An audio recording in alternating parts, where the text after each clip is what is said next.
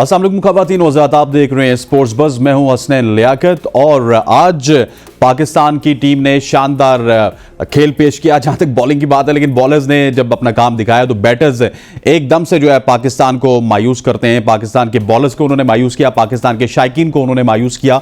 एक लम्हे ऐसा लग रहा था कि जिस तरह का पाकिस्तान के बॉलर्स ने कम बैक किया, शायद पाकिस्तान के बैटर्स भी उसी तरह खेलेंगे।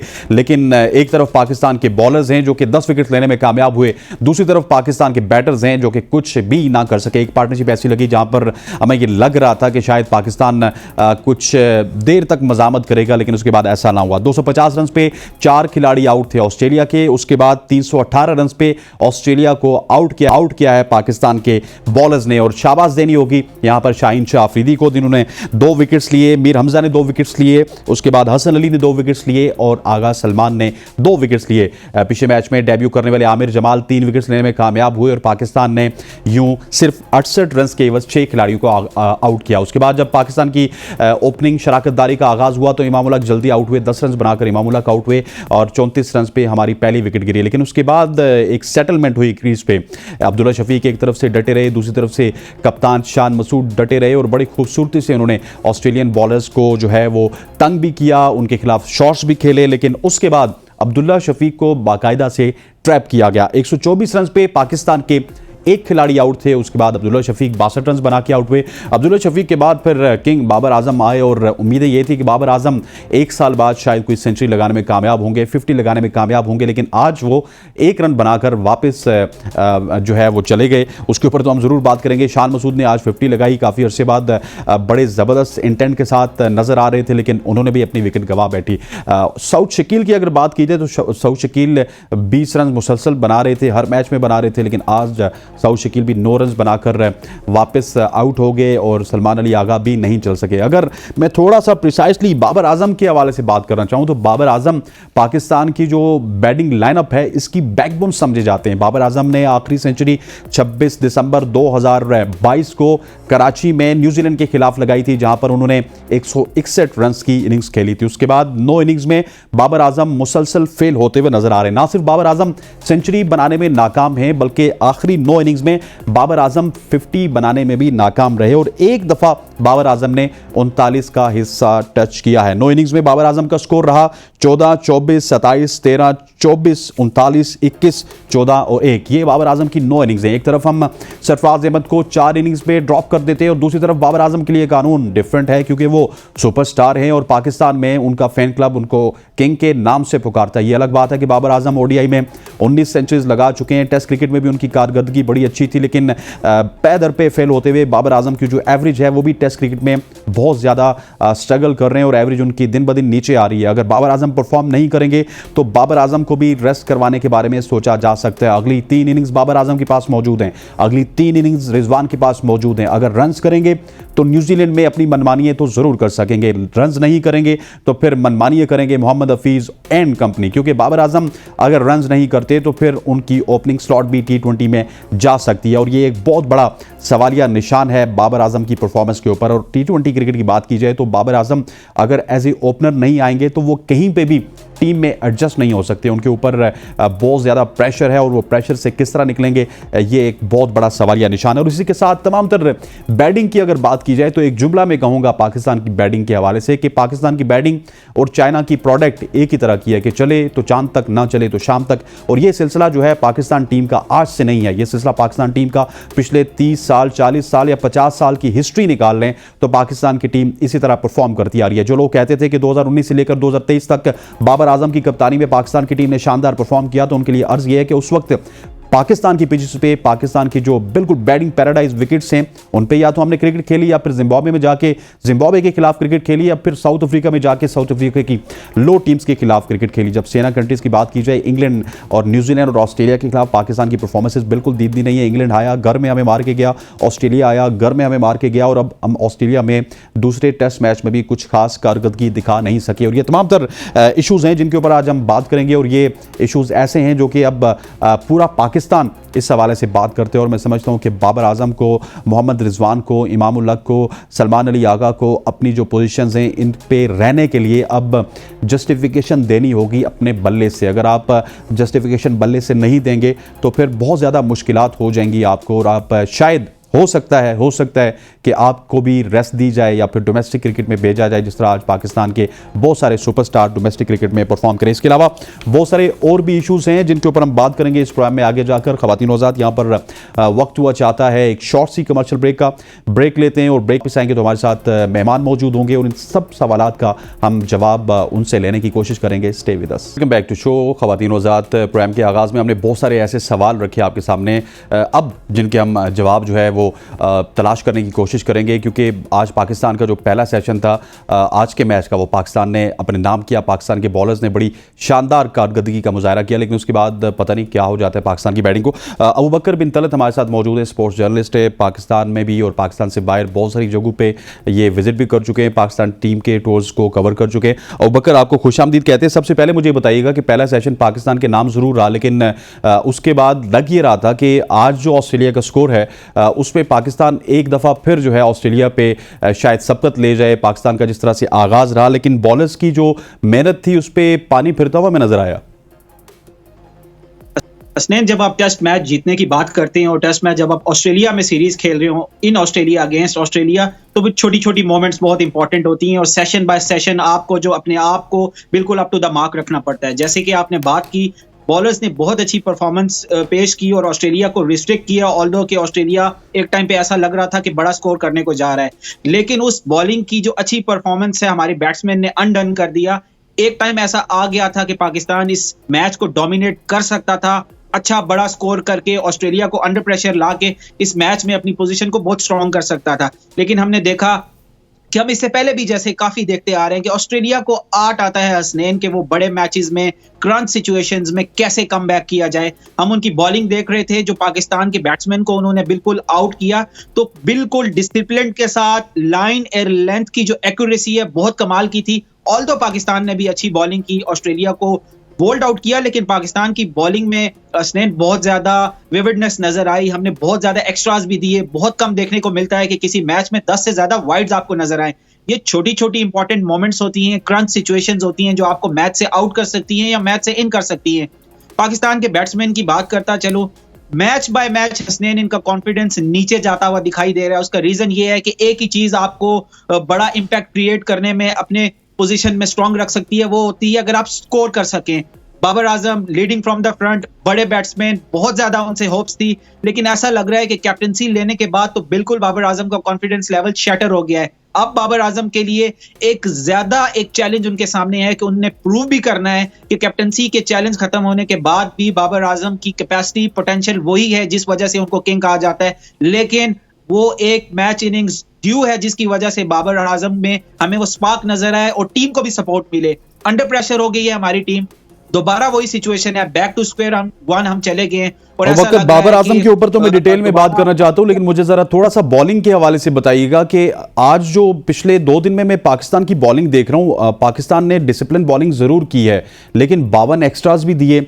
लेकिन एक चीज मुझे बड़ी अच्छी लगी पाकिस्तान की बॉलिंग में, पेस बिल्कुल नहीं था, लेकिन हमें काफी अरसे बाद ये देखने को मिला, मुझे तो तकरीबन साल बाद ये देखने को मिला कि पाकिस्तान ने चैनल टू चैनल बॉलिंग की, लेकिन उसके बावजूद भी 52 एक्स्ट्रास तो दे दिए। हसनैन, आपको पता होगा कि मेलबर्न की जो पिच होती है नॉर्मली वो बॉलर्स को सीम एंड स्विंग के लिए बहुत सूट करती है। आप ये बात कह सकते हैं कि बॉलर्स के लिए, स्पेशली पेस बॉलर्स के लिए बहुत आइडेंटिकल पिच है। इवन के थर्ड डे या सेकंड डे, फोर्थ डे पे भी जाके ये बॉलर्स को सूट करती है। तो ऐसा हरगिज नहीं होगा कि जो जितनी भी सीना कंट्रीज हैं वहां पे हर रोज आपको इस तरह की पिच शायद ना देखने को मिले, क्योंकि आपने जिस तरह बात की कि पेस नहीं थी, चैनल्स अच्छे यूटिलाइज किए और उसके बाद इन्होंने विकेट्स ली। लेकिन आप 2 मिनट के लिए वो सिनारियो देखें कि अगर नॉन सपोर्टिव सीम पिच होगी तो वहां पे हमारे बॉलर्स इस पेस के साथ बहुत ज्यादा स्ट्रगल करेंगे। आपको हर रोज, जैसा कि पर्थ की हमारे सामने है एग्जांपल, लैक ऑफ पेस होने की वजह से हमारे लिए बहुत ज्यादा प्रॉब्लम्स इश्यू है और ऑस्ट्रेलिया ने ज्यादा स्कोर किया।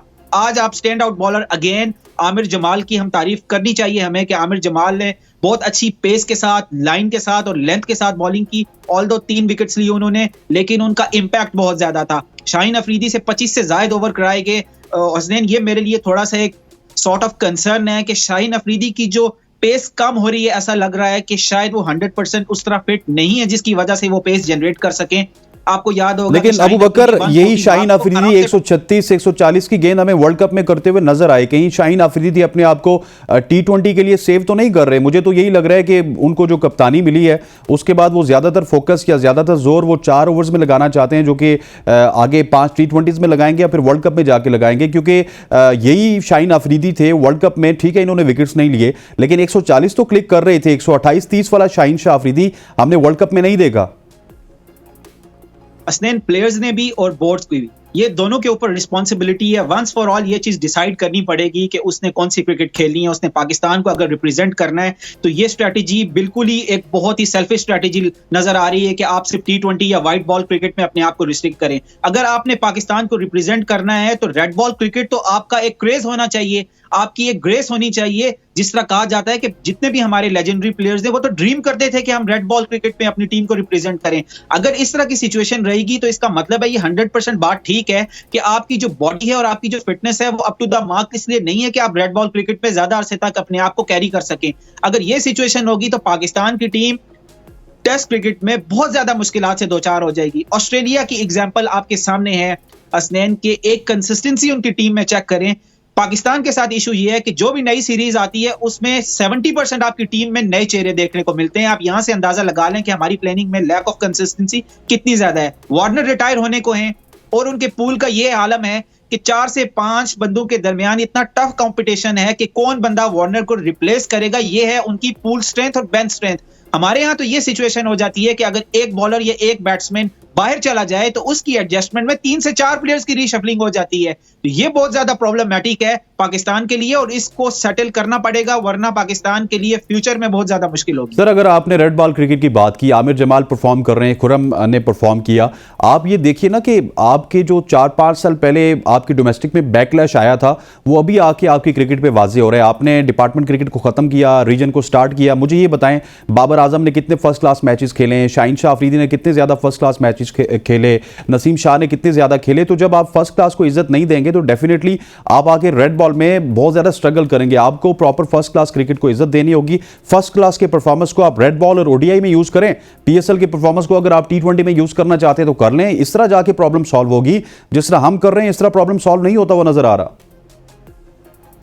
स्नेह, मैं आपकी बात से 100% एग्री करता हूं। पॉलिसी स्टेटमेंट का हरगिज ये नहीं मतलब होता कि डॉक्यूमेंट के ऊपर जो आपकी पॉलिसी है वो आपकी ओरिजिनल जो है ना आपकी प्लान्स में नजर आ रही है। पॉलिसी वो होती है जो प्रैक्टिकल में डिसीजंस में नजर आए। आप जब अपनी टीम मेकिंग करते हैं या अपना स्क्वाड अनाउंस करते हैं तो आप प्रायोरिटी देते हैं उन प्लेयर्स को जो पीएसएल में बहुत अच्छी परफॉर्मेंस दे रहे हैं। अगर आप निगलेक्ट करेंगे पाकिस्तान की फर्स्ट क्लास क्रिकेट को, डोमेस्टिक क्रिकेट को, तो ये रिजल्ट्स आपको देखने को मिलेंगे। आपने खुरम शहजाद की बात की, डोमेस्टिक क्रिकेट की प्रोडक्ट है, वो आपको पहले टूर में, और वो भी पहला टूर ऑस्ट्रेलिया के अगेंस्ट परफॉर्म करके नजर आ रहा है। उसमें वो स्पार्क नजर आ रहा है, उसमें वो प्ले नजर आ रहा है कि खुरम जो है पाकिस्तान के लिए बहुत ज्यादा अच्छा परफॉर्म कर सकता है। लेकिन अगेन बहुत अरसे से एक बहुत बड़ा इशू है पाकिस्तान के लिए, वो पाकिस्तान की फिटनेस। पाकिस्तान का जो डोमेस्टिक स्ट्रक्चर है, इंटरनेशनल लेवल पे अब ये आलम है कि हमें नहीं याद पड़ता कि लास्ट टाइम हमारी फिटनेस टेस्ट कब हुए थे। तो डोमेस्टिक में तो आप उसका डाउनग्रेड खुद ही अंदाजा लगा लें। प्लेयर्स को मैनेज करना बहुत जरूरी होगा। पहले मैच में भी, पर्थ में भी खुरम ने परफॉर्म किया, लेकिन उसके बाद जो फिटनेस का इशू था वो सामने आ गया। अगर हम अपनी सारी चीजों को time by time cope up नहीं करेंगे तो पाकिस्तान बहुत मुश्किलात से दो चार होगा। लेकिन पाकिस्तान की कामयाबी का राज सिर्फ एक चीज के पीछे है कि डोमेस्टिक क्रिकेट को अगर आप रिस्पेक्ट करेंगे, वहां के परफॉर्मेंस को आप प्रायोरिटी देंगे तो पाकिस्तान को फ्रूटफुल रिजल्ट बकर बहुत शानदार बात की आपने, लेकिन ये भी तो सितम ज़रीफी इसी सिस्टम की है कि खुरम शहजाद एक ही टेस्ट मैच में उसकी तमाम तर जो खामियां थी वो ऑस्ट्रेलियन ब्रॉडकास्टर, ऑस्ट्रेलियन कमेंटेटर्स हमें बता रहे थे। लेकिन ये खुरम शहजाद पिछले 6-7 साल से हमारे सिस्टम का हिस्सा हैं, लेकिन हमारे फर्स्ट क्लास के कोचेज ने, हमारे बायो मैकेनिक्स ने उनके इस किसी चीज़ को नोटिस ही नहीं किया। तो वर्क क्या करेंगे? अभी तो सारे नोटिस कर रहे हैं इस वजह से कि गोरे वहां पे बैठ के नोटिस कर रहे हैं। हमारे भी जो साबिक क्रिकेटर्स हैं वो भी थोड़ा सा शेयर होकर उसके ऊपर कमेंट्स कर रहे हैं। तो आपकी फर्स्ट क्लास क्रिकेट में खराबियां बहुत ज्यादा हैं, इसी वजह से आपका रॉ मटेरियल तैयार नहीं हो रहा। हसनैन, दुनिया बहुत ज्यादा एडवांसमेंट की तरफ जा रही है और जो आईटी की टेक्नोलॉजी है उसको यूटिलाइज करके अपनी परफॉर्मेंसेस को बेहतर करने की तरफ जा रही है। आपने बायोमेडिकल की बात की या बायो मैकेनिज्म की बात की, हमारे पास तो वो एक्सपर्टीज ही मौजूद नहीं है जो इस स्ट्रैटेजी के ऊपर काम कर सकें। अगर पीसीबी के सेंटर के ऊपर, और ऑल्दो के हमारे पास एक ही हमारी नेशनल क्रिकेट एकेडमी जो इस टाइम प्रैक्टिकली वर्क कर रही है वो लाहौर में मौजूद है, और उसकी भी अगर आप मशीन्स को देख लें तो वो साल हर साल पुरानी है, कोई उनमें एडवांसमेंट मौजूद नहीं है। आप जब इंटरनेशनल टूर करते हैं तो ऑस्ट्रेलिया जैसी टीम आपके प्लेयर के एक एक पॉइंट के ऊपर वर्क करके उसके अगेंस्ट उसकी वीकनेस को यूटिलाइज करती है। कोचेस हमारे पास मौजूद नहीं है, सर्टिफाइड कोचेस हमारे पास मौजूद नहीं है, कोचिंग स्टाफ हमारा वो लगाया जाता है जो कि सॉरी टू से कि जो पसंद नापसंद के ऊपर बेस करता है। जो टेक्निकल इश्यूज हैं, जो सर्टिफाइड कोचेस हैं, जिनकी एजुकेशन है, उनको प्रायोरिटी नहीं दी जाती। उसका रिजल्ट फिर ये होता है कि खुर्रम शहजाद पहले मैच में डेब्यू करने के बाद ही अनफिट हो जाते हैं और पाकिस्तान के लिए दोबारा एक इशू क्रिएट हो जाता है कि हमारी क्रिकेट किस तरफ जा रही है। स्ट्रक्चर जब तक आपका कंसिस्टेंट नहीं होगा, क्वालिटी नहीं होगा, इट्स नॉट अबाउट क्वांटिटी। आप अगर 3 प्लेयर भी क्वालिटी वाले प्रोड्यूस कर देते हैं तो वो आपको कैरी करके आपके साथ लंबे अरसे तक चल जाएंगे। हर सीरीज के साथ 1-2-3 नए प्लेयर जाते हैं, एक आध को चांस मिलता है और उसके बाद वो वैनिश हो जाता है। ऐसा लगता है कि दोबारा उसको कभी मौका ही नहीं मिलेगा। उसका रीजन ये है कि we are short of planning. हमारे प्लान्स नहीं है, नॉट शॉर्ट टर्म प्लान्स हैं, ना लॉन्ग टर्म प्लान्स हैं। आपने कोचेस की बात की, सर्टिफाइड कोचेस की, तो अबू बकर क्या समझते नहीं है कि यासिर अरफात जैसे कोचेस की जरूरत है पाकिस्तान के सिस्टम को, जो कि लेवल 4 कोच हैं ईसीबी से और he is one and only Pakistani जिन्होंने ये कोर्स किया है, और इसी के साथ अब्दुल रऊफ खान जैसे लोगों की जरूरत है जो कि बोलते तो जरूर सकते हैं लेकिन उनके पास डिग्रीज ऐसी मौजूद हैं कि जो कि प्लेयर को देख के, बॉलर को देख के, बैटर को देख के ये कह सकते हैं कि इसमें टेक्निकली क्या फॉल्ट्स हैं। असदैन, इस टॉपिक के ऊपर सिर्फ 2 थ्योरीज आपके सामने रखना चाहूंगा। यासिर अरफात मैं समझता हूं is one of the finest choices. हम बहुत देर है उनको अपॉइंट करने के लिए, उनको बहुत पहले अपॉइंट कर देना चाहिए था। इस किस्म के सर्टिफाइड कोचेस की हमें बेतहाशा जरूरत है। अब उनके अगेंस्ट जो थ्योरी बताई जाती है वो ये कि जी पाकिस्तान के लोकल कोचेस जो पाकिस्तान की क्रिकेट को यहां रह के फॉलो करते हैं और बहुत माइन्यूटली चीजों को देखते हैं, उनको क्यों नहीं लगाया जाता। लेकिन मैं इस थ्योरी पे बिल्कुल इसलिए बिलीव नहीं करता कि दुनिया बहुत चेंज हो चुकी है, एडवांसमेंट की तरफ जा चुकी है। अगर आप इंटरनेशनल टीम में आकर अपनी बेसिक्स ठीक करने के बारे में बात करेंगे या इंटरनेशनल टीम में आने के बाद किसी प्लेयर के हवाले से यह कहा जाए कि उसकी टेक्निक में ये फ्लॉ है, उसको ठीक करना चाहिए, तो सॉरी टू से कि ये कोई प्रैक्टिसिंग सेशन नहीं चल रहा। आपके सारे फ्लॉज डोमेस्टिक में और आपकी एकेडमी में ठीक होकर उसके बाद यहां पर उसको आना चाहिए। यह पॉसिबल नहीं है कि आपका एक इंटरनेशनल प्लेयर टीम को रिप्रेजेंट कर रहा है और वहां पर जिस तरह आपने कहा कि ऑस्ट्रेलियन जो एनालिस्ट हैं वो बता रहे हैं कि इसकी टेक्निक में ये फ्लॉ है, यहां पे इसके रिदम में ये इशू है और ये एरर है। अब ऑस्ट्रेलिया जैसी टीम, साउथ अफ्रीका जैसी टीम, इंग्लैंड जैसी टीम, उनके पास अगर जिस प्लेयर का ये डाटा मौजूद हो तो वो पाकिस्तान जैसी टीम को किसी सूरत भी जीतने नहीं दे सकता। Sir let's talk about Babar Azam. आपकी रीढ़ की हड्डी समझे जाते थे शाहीन शाह अफरीदी बॉलिंग में, वो नहीं चल रहे। बैटिंग में आपका बैकबोन समझा जाता है बाबर आजम को, लेकिन बाबर आजम दिन ब दिन मायूस कर रहे हैं। ये समझ आ रही थी कि कप्तानी के बाद शायद वो बड़ा खुल के खेलेंगे, लेकिन बाबर आजम तो पहले 20-21 पे आउट होते थे, आप 1-2 पे ही वापस जाना वो पसंद करते हैं।